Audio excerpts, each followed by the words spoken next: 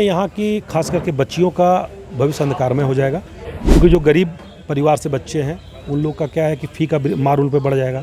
बात है जैसे निजी स्कूलों की जो बढ़ती फीस है और जितनी महंगाई है, और कहीं ना कहीं अभिभावक ने आंदोलन भी किया था, बट इस पर कोई पहल नहीं हुई, इस पर कोई कार्रवाई नहीं हुई। दिल्ली का समस्या डीवीसी से है।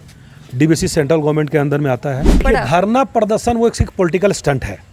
उनको अगर समस्या का समाधान कराना, चूंकि वो भारतीय जनता पार्टी से हैं, सेंट्रल में भारतीय जनता पार्टी की सरकार है। बिजली में सुधार लाने के लिए आपकी क्या पहल रहेगी? हमारा नमस्कार, मैं मानसी पाठक और आप देख रहे हैं दैनिक खबर। आज हजारीबाग सदर विधानसभा क्षेत्र के कांग्रेस के पूर्व प्रत्याशी मुन्ना सिंह जी ने आज एक प्रेस वार्ता रखी है। आइए उनसे जुड़ते हैं। और इस प्रेस वार्ता का मुख्य उद्देश्य क्या था? इस प्रेस वार्ता का दो मुख्य उद्देश्य था। एक तो नया शिक्षा नीति जो आया है उसमें यहाँ की खास करके बच्चियों का भविष्य अंधकारमय हो जाएगा, क्योंकि जो गरीब परिवार से बच्चे हैं उन लोग का क्या है कि फ़ी का मार उन पे बढ़ जाएगा। गवर्नमेंट कॉलेज में 5,000 के आसपास फ़ी है। कोई भी प्राइवेट कॉलेजेस में वो जो है सो आपको 20 से 25,000 रुपये का लोड आएगा। दूसरा है, बहुत सारे अभिभावक कोएड विद्यालयों में नहीं भेजना चाहते, महाविद्यालयों में नहीं भेजना चाहते हैं, तो उन लोगों के लिए भी समस्या है। जैसे केवी वुमेंस कॉलेज में जो बच्चियाँ पढ़ती हैं, तो उसमें यही हम राज्यपाल महोदय से मिलकर उनके एक ज्ञापन दे रहे हैं कि आप इस व्यवस्था को लागू करने के पहले एक अल्टरनेटिव व्यवस्था यहाँ स्टार्ट करा लीजिए। कॉलेज का सीट बढ़ा दीजिए, उनमें क्लास स्टार्ट हो जाए। व्यवस्था हमारे यहाँ है, केवी वुमेंस कॉलेज में हो जाएगा तो बहुत सारा समस्या यहाँ पे समाप्त हो जाएगा। तो वो सब चीज़ें हम उनसे कहेंगे कि कम से कम जो यहाँ के, और एक हम लोग हेल्पलाइन नंबर भी इशू कर रहे हैं, कोई गार्जियन को अगर प्रॉब्लम होगा तो उस नंबर पे कॉल करें, उसका हम लोग समस्या का समाधान हम लोग करेंगे। एक और बात है, जैसे निजी स्कूलों की जो बढ़ती फीस है और जितनी महंगाई है, और कहीं ना कहीं अभिभावक ने आंदोलन भी किया था, बट इस पर कोई पहल नहीं हुई, इस पर कोई कार्रवाई नहीं हुई। ये थर्ड फेज़ में करेंगे हम लोग। अभी पहले दो को हम लोग कर लेते हैं। बिजली डिपार्टमेंट का जो समस्या है, बिजली का समस्या डीवीसी से है।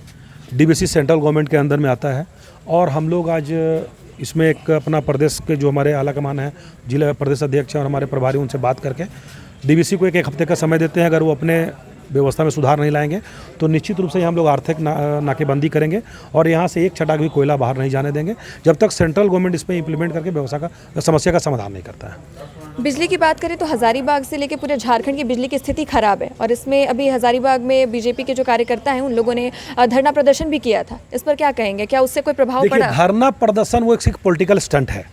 उनको अगर समस्या का समाधान कराना, चूंकि वो भारतीय जनता पार्टी से हैं, सेंट्रल में भारतीय जनता पार्टी की सरकार है, उन्हें पावर मिनिस्ट्री में बात करना चाहिए। उन्हें यहाँ पे डीवीसी को डायरेक्शन दिलाना चाहिए कि आप hard and fast war basis पे उसका जो समस्या क्रिएट हुआ है ट्रांसफार्मर का, उसको सॉल्व कीजिए। आप मान ली समस्या है डीवीसी में, प्रेशर बना रहे हैं झारखंड, उससे कोई फायदा नहीं होना है। वो सिर्फ एक पॉलिटिकल स्टंट और कुछ भी नहीं है वो। तो इस बिजली में सुधार लाने के लिए आपकी क्या पहल रहेगी? हमारा पहल ये है कि हम तो डीवीसी में जाके हम लोग बात भी किए। देखिए, कोई भी जो समस्या है, समस्या कहाँ से, उसका मैंने स्टार्टिंग पॉइंट में देखना पड़ेगा। क्योंकि झारखंड इलेक्ट्रिसिटी बोर्ड को बिजली आती है डीवीसी से। डीवीसी का एक ट्रांसफार्मर जल गया है। उसके लिए उन लोग को यही चाहिए कि जल्दी से जल्दी, हम डीवीसी के पदाधिकारियों से मिले भी थे, उनसे बात भी किए थे। उन लोगों ने कहा था, आश्वासन दिया था कि हम लोग जल्दी से जल्दी ट्रांसफार्मर, चूँकि यहाँ से मुजफ्फरपुर से आना है, अल्टरनेटिव व्यवस्था उन लोगों ने बोकारो बीटीपीएस से किया है, तो अभी थोड़ा सुधार हुआ है। उन लोग कहा थोड़ा समय लगेगा, उसको हम लोग सुधार कर लेंगे, यही बात है। और जैसे झारखंड से हजारीबाग से कोयला दूसरे राज्यों में जाता है और वहाँ की विधि व्यवस्था सुधर जाती है, हालांकि हजारीबाग की व्यवस्था खराब है। इस पर आपने कहा कि कोयला भी बंद कर दिया जाएगा, इसकी क्या रूपरेखा रहेगी? देखिए, इसकी रूपरेखा अभी हम आपको नहीं बताएंगे। उसके लिए रूपरेखा कार्यक्रम शुरू करने से पहले आप लोग को निश्चित सूचित करेंगे। हम लोग अपने पार्टी के सीनियर लीडर से बात करेंगे, फिर इस पर आगे कोई कार्रवाई करेंगे। बहुत बहुत शुक्रिया आपका। तो आपने मुन्ना सिंह जी को सुना, इन्होंने दो मुद्दों पर बात की है, न्यू एजुकेशन पॉलिसी को लेकर, यानी कि नई शिक्षा नीति पर, और दूसरा मुद्दा था हजारीबाग में जो बिजली की खराब व्यवस्था है उसको लेकर। ये दोनों बातों पर जो है मुन्ना सिंह ने क्या कहा, ये आपने सुना। फिलहाल इस वीडियो के लिए इतना ही। धन्यवाद।